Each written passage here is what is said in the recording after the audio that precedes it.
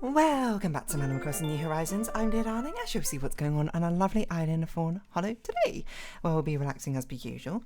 I was basically just trying to think of things to stream tomorrow, to be perfectly honest. Well, I mean, like immediately before it. Not like since the last time I made an Animal Crossing video. That's not literally been the only thing on my mind. But yeah, I mean, I feel like I would generally try and do Sunday, I think, as a streaming day. Mainly because most of the days, if I do something, it will be on a Saturday.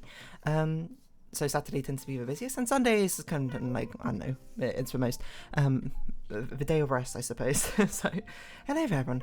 We're in Fawnhallow. It's 3:20 p.m. on Saturday, April 6th, 2024.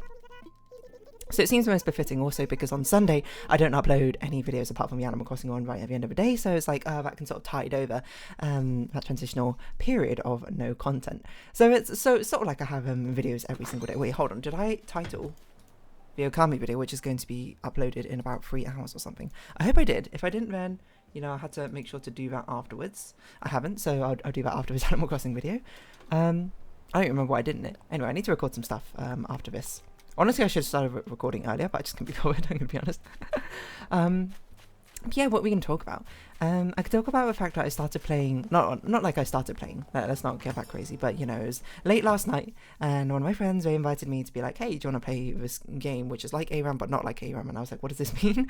But it was a new game called Eternal Rising, something like that. Is that what it's called? Eternal Return, that's it. And I was like, you know what, why not, sure. I'll play this game. that makes it sound like a really dismissive thing, like, oh, I'll play this game with you. Like, and I didn't really want to. Of course, I don't want to play games. But I think at that moment I was probably drawing or something, or I don't even remember. I might have been playing some other games, to be honest. Or maybe I was watching a video and I genuinely cannot recall.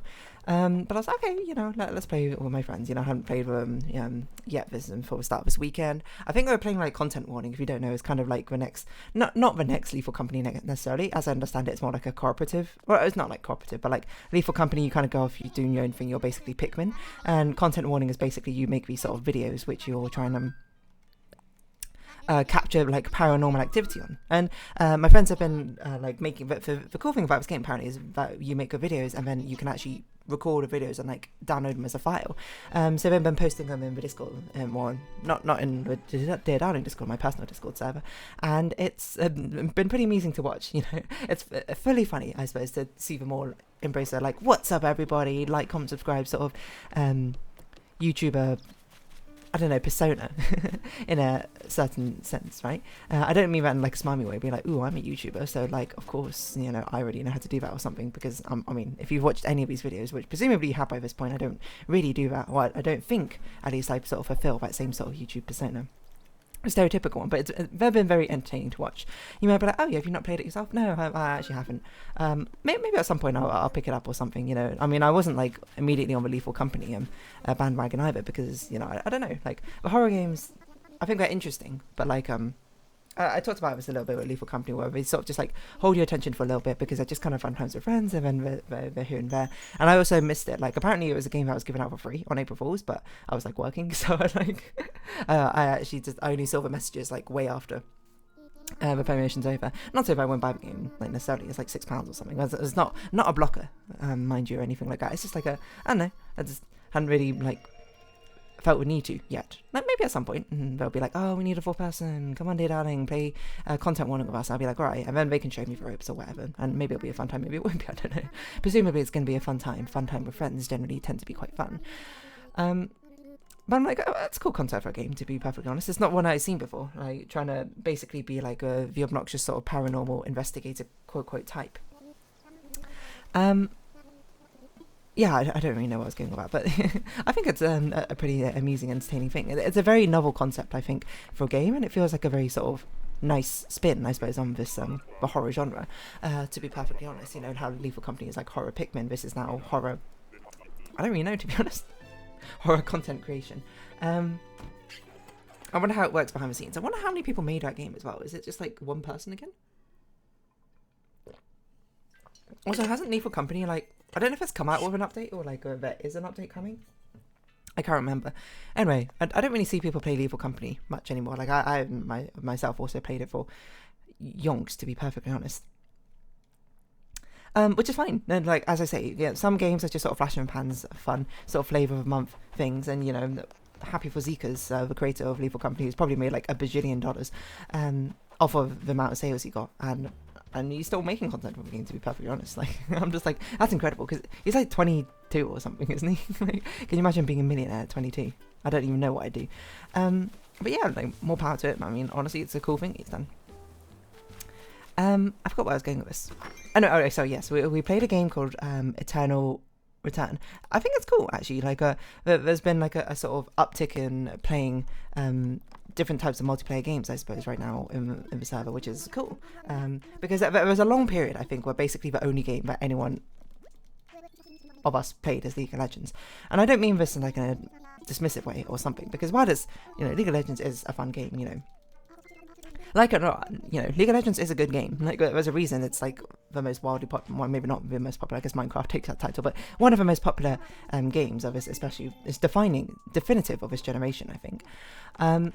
So it's fine that games is sort of like come and go, and honestly, he is a lot of fun for games. Whenever a new one comes up, it's sort of like I was gonna say fresh blood. That makes me sound like a vampire or something, or a werewolf. I didn't mean it like in that sense, but it's cool when a new one sort of comes to capture the interest for a while, to be perfectly honest. And I feel like definitely nowadays we are much more willing to branch off into different games and that sort of thing. It's hard to get things organised, certainly for these games, because obviously people are much more busier nowadays than we were back in school times. But it's cool when a new game comes along and people are just like, oh yeah, let's try it out. So, you know, happy for the fact that content warning is out there and people are enjoying playing it. But that other game, like, it's so crazy. Like, I feel like I've had this tiny itch coming back, which comes back like maybe once a year or something, where I'm just like, I kind of want to play a shooter game again. Like a first-person shooter or something like that. I think the thing that spurned it was I was looking at Valorant. Because they have like a new agent, so Operator Siege, released. And as I do, I tend to check back in games which I'm sort of like vaguely familiar with and sort of see what's going on with the news, because I'm just curiosity, I suppose, if anything. And they have a new agent release called Clove, non-binary character, by the way. And they have an absolute banger character theme song. Keep your eyes on me. Keep your eyes on me. Keep your eyes on me. It is so, like, I watch a trailer about something. I usually watch a trailers for like the things, because I like to see how they, I guess I'm most curious about the sort of like the concept of a character creation in the first place. Like, who is this character? Why they choose? What design choices did they make for this character? Like, what mechanical choices did they make for this character? Not just aesthetic design choices, but gameplay design as well. Like, how cohesive does everything fit together? What music do they choose to like show off a character, their personality, etc., etc., etc. I think that's definitely a sort of part which fascinates me and, you know, goes hand in hand very well with these sort of like games as a service games, because that's basically what they're doing, you know, Genshin, Honkai, Gacha. Whoa! Sorry, new recipe, tension pole hack.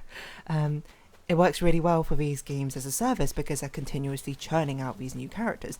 Churning, I guess, is perhaps a bit more of a pessimistic view of it. They're creating these new characters to for people to get hyped over. And it's fun to see basically how, especially these AAA titles, sort of advertise them in a sense. Like, how do they show off their character? You know, it's a lot of artists and, you know, not just artists, like creators, like programmers, etc., designers, all coming together to have this one finished product. And honestly, Clove, they're like a really cool character. Like, the first impression I got when I looked at them, I was like, oh no, I wonder if people are going to hate this character design, because to me they look like a sort of, I don't know how to describe it except for like a, you know, like an e-stream or like an e-boy, e-girl, that sort of aesthetic, like Visco sort of thing. They got like a cat ear sort of impression. They got like bright pastel sort of colours, butterfly sort of motif and that sort of thing. But I looked at it and I was like, that's actually like a pretty cool like sort of fashion. It is obviously sort of very pastel, cutesy side of street fashion, no wonder, which I guess that sort of like e-boy, e-girl aesthetic definitely leans on. But it works, to be perfectly honest. And it says a lot about their personality. They're sort of like because Valorant is kind of like a more it's not like super serious game. I consider it like, you know, I don't know, like comically serious in that sense. Not comical as in like comedic, but comic as in like comic, like comic book-esque sort of thing. And that might not make sense, I don't know. But it's got serious moments and it's got much more silly moments as well. I suppose. I don't know what quite genre you put that in, but I think it does a great job of sort of demonstrating their sort of like playfulness and like disregard, because apparently they are like immortal essentially or something. They can play around with the concept of life and death, and they just like sort of don't care. At least that's the impression I got from watching it. I think they're just like, I'm going to do my thing sort of way, and I was like, you know, it's like a perfect sort of portrayal of their character, and their theme song, their music is just so damn catchy. And I was watching it, I was like, you know, you're getting me. You're like, I was watching it being like, I kind of want to play Valorant or something. And I'm like, I should play Valorant. If anything, I should play Siege. Because I actually know how to play Siege. I'm not that great at Valorant, to be perfectly honest. Not to say that I couldn't be good if I actually like played it more, but I don't really have that much of a drive to do so. There was like a little itch where I was just like, do I want to play a shooter again? I don't know. Actually, talking about shooters and, you know, talking about the sort of rise of different games in our sort of little friendship circle of games being played, I would say that, whatchamacallit, I was like Gunfire Reborn. Like, that's a game which has been out for ages, which I'm like, that could be a fun game to play. It's sort of like a Left 4 Dead-esque style game, isn't it? I forgot there was another game which I was like, this could be a fun co-op game to play, but I genuinely don't remember it anymore, so out of sight, out of mind. I saw Crypt of a Necrodancer also has Hatsune Miku. I don't know why I say that so weirdly. Hatsune Miku coming to, well, as a character, which is bizarre because I didn't even realise Crypt of Necrodancer still got updates. I thought it was like finished like 6 years ago, but alright, fair enough, have a collab. It's pretty cool, to be perfectly honest. Like, definitely I would never have predicted that collaboration in like, not a million years, but in certainly quite a while. Like, that seems like such a strange one, but more power to them. I told my friend who both plays Crypt of a Necrodancer and loves Hatsune Miku, and she was like, oh my god.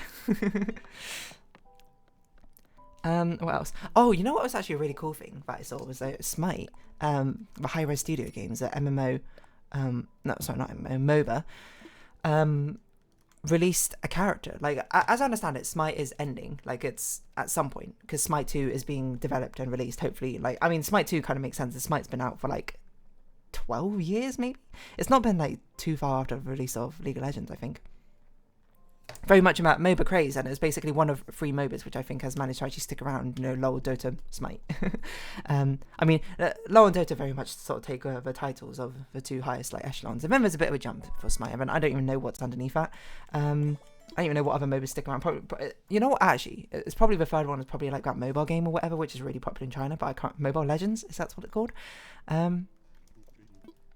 Probably. Like, don't underestimate the mobile gaming scene. It's like incredibly popular. Mobile games. Anyway, what was I going to say? I forgot.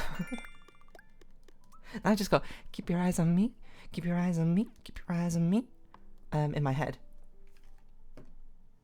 Oh yes, Smite. So Smite 1 is ending. But to give you some context, they basically have Smite do like these really cool videos because all of their characters in the game are deities, like gods, goddesses from all sorts of different like mythologies.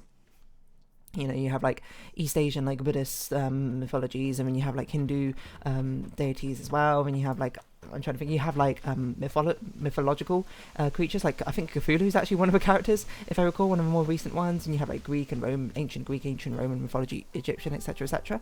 And they always like have really sort of like, they tell basically the lore of the mythos of the deity.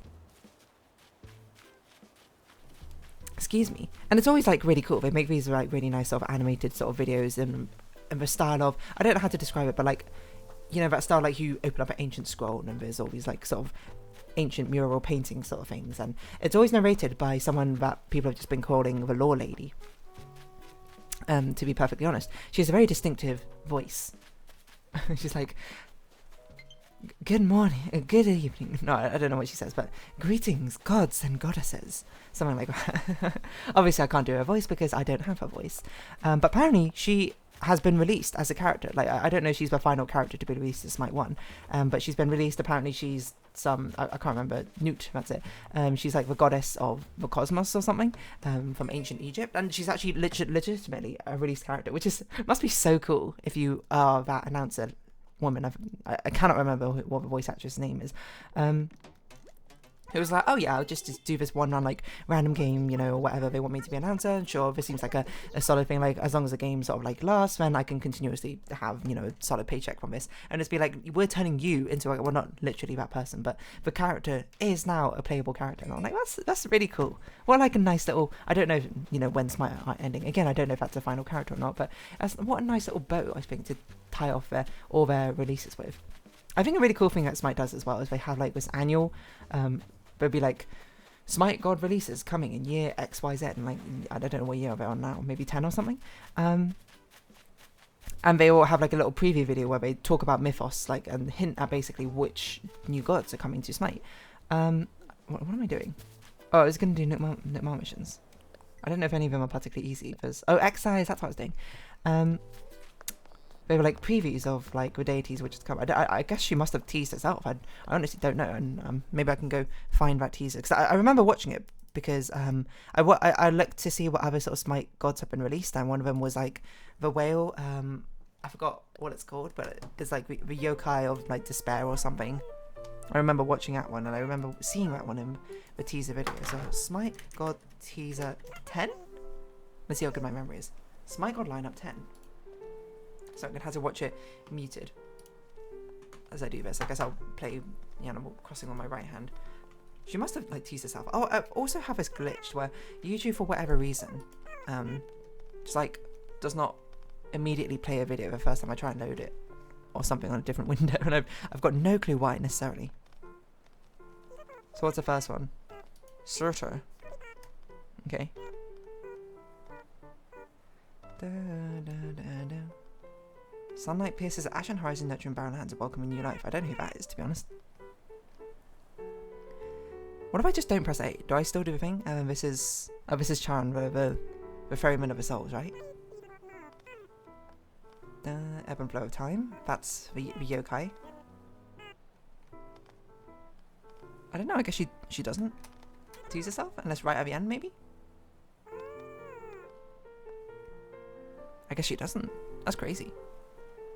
Celebrating every god.